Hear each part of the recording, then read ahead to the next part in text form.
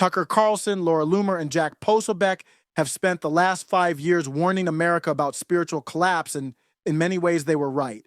They called out drag queen story hour, gender ideology, the erosion of meaning, the breakdown of moral order.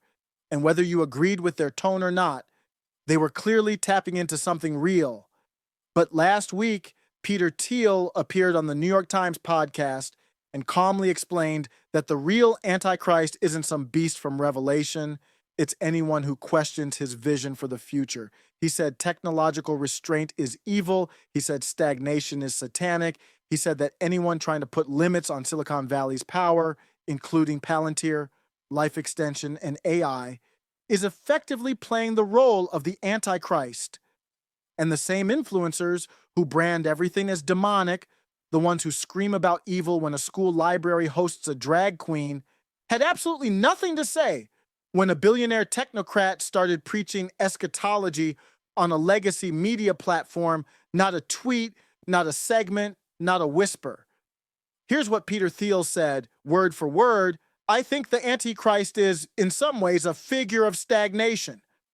The end of history is the Antichrist.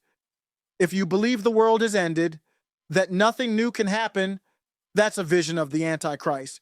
Let that sit for a second, because this isn't some offhand metaphor. This is a billionaire who builds government surveillance systems and funds political candidates, telling you that trying to slow him down is satanic.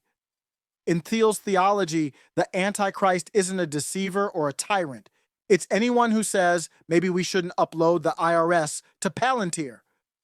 Tucker Carlson didn't say a word, which is impressive considering this is the same man who once ran an entire segment on Elmo because Sesame Street let a puppet talk about racism.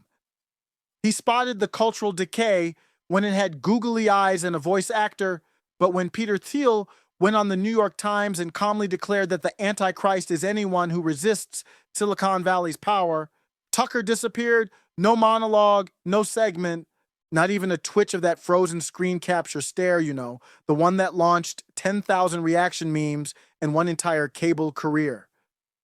This is the same man who lobbied Trump to pick J.D. Vance, the $15 million Thiel candidate, and who, after leaving Fox, entered into talks with Thiel about launching a new media company. So by the time Thiel started preaching, Tucker had already made his decision he was staying quiet. And Thiel didn't just imply it, he spelled it out. People who want to control technology and say it should be stopped are effectively the Antichrist. There it is. The line between theological metaphor and policy agenda is gone. If you're against unlimited biotech, centralized data systems, or artificial intelligence trained on your health records, you're now cast as a spiritual enemy of progress, not misguided evil. Your MAGA king Trump didn't just nod along with Peter Thiel, he handed him the keys. Nearly $1 billion in federal contracts went to Palantir under Trump's watch, turning the government into a sandbox for the man who builds tools to track, score, and sort you. This is what happens when you build a movement around a slogan instead of a principle. Make America great again sounds good, it feels good, but it doesn't define anything. And when nothing's defined, power fills the vacuum. If the movement had been built around a simple standard, something like distribute power to as many people as possible, then a figure like Peter Thiel wouldn't have slipped through the gates. He would have triggered every alarm. But because the slogan was vague, the door stayed open. That's why they spent months screaming about trans athletes. It wasn't about saving the country. It was about creating noise, something loud enough to distract you while the donors move in. The tech barons, the surveillance guys, the Palantir apostles, the ones who preach revelation in your name and get applause for it. They kept you busy with slogans, and while you were looking one way, they let the architect of the machine walk straight through the church doors.